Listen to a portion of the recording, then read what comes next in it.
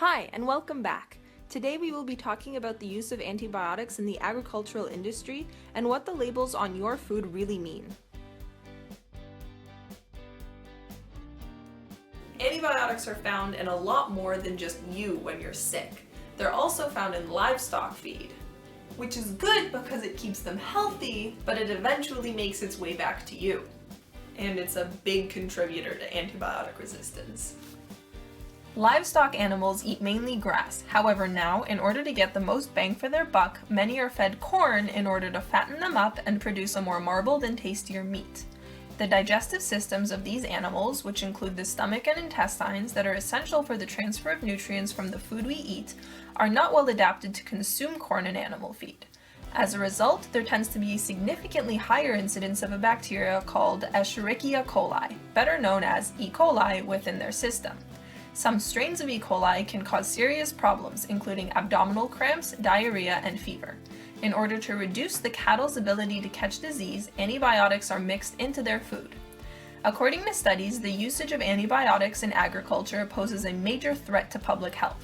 For humans, we must go to our doctors in order to receive a prescription for a regulated amount of antibiotics. For animals, there are no regulations. In the United States, 84% of all antibiotics produced are in animal feed for non-therapeutic purposes. The use of some antibiotic drugs have been banned in some countries due to the concern of increased antibiotic resistance. Supermarkets are flooded with packaging labels on their meat and produce. Consumers are bombarded with labels like certified organic, hormone-free, and all-natural. What do these labels mean, and how can we ensure that we make the most health-conscious choices? For organic labeling, the National Organic Program provides a set of labeling guidelines that influence the growing and handling and processing of organic food. It prohibits the use of antibiotics and growth hormones, require animals to be fed 100% organic feed, and have access to pasture. In contrast, all natural simply refers to the degree of processing to which the meat is subjected. And the United States Department of Agriculture classifies all natural as containing no artificial ingredients, coloring, or chemical preservatives, and the product and its contents are no more than minimally processed. However, that doesn't mean that the animals weren't exposed to antibiotics prior to the preparation for consumption.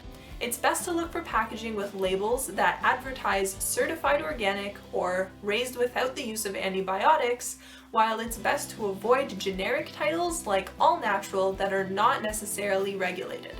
So all in all, I hope you learned a little something about antibiotic production and use. I trust that with your new power, you're aware of your new responsibilities. Spread the news.